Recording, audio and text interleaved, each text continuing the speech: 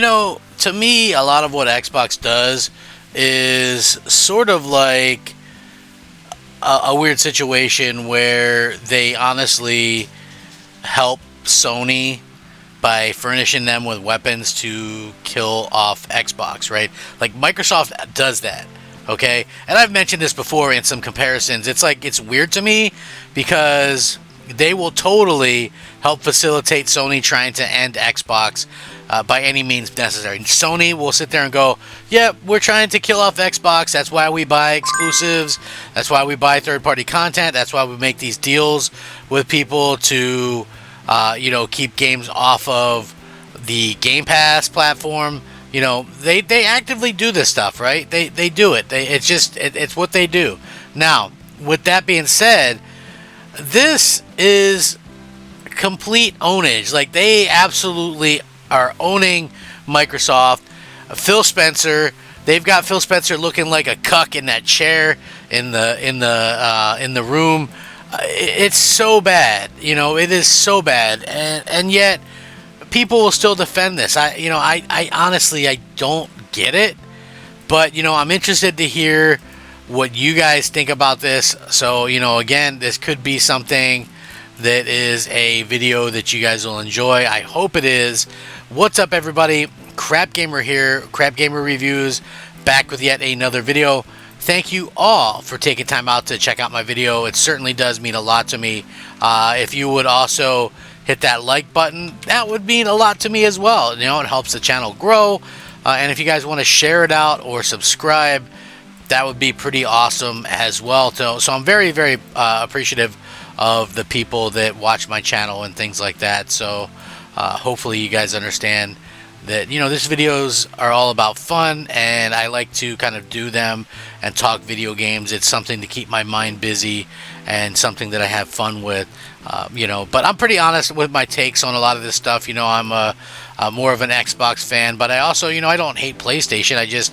I'm more angry with Xbox lately than anything. But I want to get into this video, so like I said, it should be a fairly interesting one, to say the least. And again, it's crazy. So PlayStation uploads the Indiana Jones trailer with zero Xbox branding. So Gamescom penultimate reveal was the release window for Indiana Jones and the Great Circle for PS5. So this is hilarious that the one more thing was, hey, we're releasing this Xbox game on PlayStation. Like, to me, I don't get that thought process at all. I know some people probably might. I don't even know what to say about this at this particular time. It's one of those things where we see that Microsoft is really kind of bungling things, right? It's like, yeah, okay, you're putting some stuff elsewhere, but damn, can you let this game breathe as an Xbox exclusive for a little bit? Let people maybe buy an Xbox or buy in the Game Pass first? Nope, you guys want to sit there and announce, hey, months and months early that this game is coming to PlayStation. I don't get it. Like I said, I just feel like every time something like this happens, it's really just sort of a slap in the face of the fans and things like that. Obviously, it really is kind of solidifying that, Xbox's move to bring its first-party titles to other platforms, while pretty much everyone knows Machine Games' next title is an Xbox game. Recently uploaded trailer to the PlayStation's official YouTube channel noticeably lacks any branding at all. So, as seen in the trailer, I'm going to link this, by the way, you can check it out. There's absolutely no mention of Xbox or Microsoft in PlayStation's Indiana Jones and the Great Circle trailer. It begins with the PlayStation logo and ends with "Play Has No Limits" banner. The title card at the end only mentions PS5 and its spring 2025 release window, while Xbox and Microsoft are absent. Bethesda, Lucasfilm, and Machine Games branding is present. So again, like, if you're just somebody who's, maybe most familiar with PlayStation and you see this, you might think that this is that Indiana Jones would be a PlayStation exclusive at this point. Like, I don't understand the thought process behind this at all. It's just more lunacy from Phil Spencer and company, and it's not what I would consider to be something in a good way at all. This is just really negativity at the end of the day. Just just to be completely honest, this is confusing. Like, Microsoft has really confused their fans.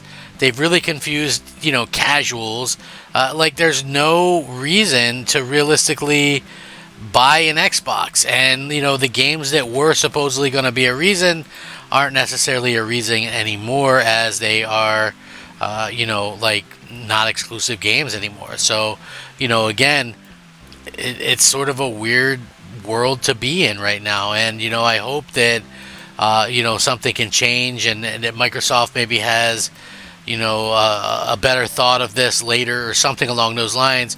But is it going to be too late by that point? Like, I think that's kind of where a lot of us are at this particular time, is like, if Microsoft does decide to change its thought process on exclusives and things like this, is it going to be too late? Will anybody care? Will anybody believe them? I mean, there's only so many times you can, like, do this stuff and get away with it, in my opinion. You've got to be able to have people believe in your product, and I don't think people believe in Xbox products at this particular point. So, we'll see. We'll see what kind of happens. And, again, I'm looking forward to seeing how things can change, if they can change, but I'm not really expecting much in terms of, any of this stuff actually happening. You know what I'm saying? Like, I feel like Microsoft is kind of stuck doing the things that they're doing, and it's not really going to behoove them to change, or, it behoove them to not do this stuff in the first place. But I think most importantly, we need leadership in Xbox that can actually inspire people, and inspire gamers and get people excited. And I'm not sure that they have that in them. Like, if Microsoft would definitely need to get, they would have to have the CEO just kind of chill out and stay off their back. I think, that'd be something that would have to happen almost immediately. So, again, like I said, I will put this in the description. You guys can check it out. Typically, this wouldn't be too out of the ordinary. After all, PlayStation and Xbox are competitors to an extent. I use that word loosely. In that regard, it makes a bit of sense why Microsoft and Xbox branding is completely absent. However, what makes this specific scenario weird is when the tables are turned. MLB The Show is a baseball game developed by San Diego Studios, a first-party studio for Sony. The professional baseball game was a PlayStation exclusive until the release of MLB The Show 21, when it became multi-platform. And Xbox's Major League Baseball's The Show trailers, like the one seen in this article that I'm going to put down below, the PlayStation Studios branding is seen right from the jump. While it doesn't show any PS5 or PS4 branding, the PlayStation Studios logo is present on the Available Now screen. It's unclear why Xbox and Microsoft branding is absent from PlayStation's Indiana Jones. It's just a bit odd, considering Xbox seems to be unfazed by including the competition's branding in its marketing materials. Indiana Jones and the Great Circle, developed by Machine Guns and published by Bethesda, has Troy Baker voicing Indiana Jones.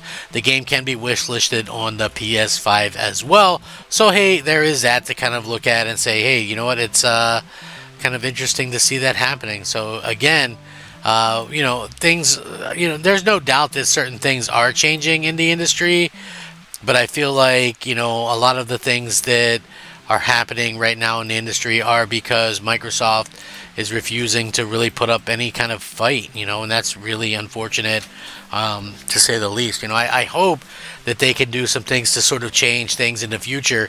But do I have that belief that they'll actually do anything? No, not really. I honestly think that no matter what happens, and this would have been the perfect time to really go all in and go on the all-out blitz of Sony. They're having trouble with their first party. They just released that terrible Concord game. I mean, my left testicle could have came up with a better game than that. In fact, my left testicle might be more attractive than any of the people in the game. But that's for an entirely different day to talk about, or maybe never again. But anyway, yeah, like, Sony is absolutely kind of just tearing apart Microsoft right now in pretty much every way imaginable. And this is really kind of killing any hype that people had off of their Not E3 showcase, or whatever the case may be. So yeah, we'll see what happens. Like I said, I'm very much interested in seeing what's going to happen in the future. And, how can Microsoft and Sony do anything to change what is. You know, I mean, maybe what is, and what was before can never be again. I don't know, but it does seem silly to me that we're never gonna. It seems like we might never see a situation again where Microsoft is truly competitive, and I hate that thought process. You know, I honestly hate it. You know, I hope that things kind of change, and I hope Microsoft decides to do something. You know, maybe they'll never win anybody back, but you know, if you don't try, you know, you don't know. So we'll see how that works out, and you know, we'll see if they can get things kind of working in, you know, in somebody's favor. You know, it behooves the gaming industry to get things going. So anyway, thanks for watching. Rack 'em up. Crap Gamer out.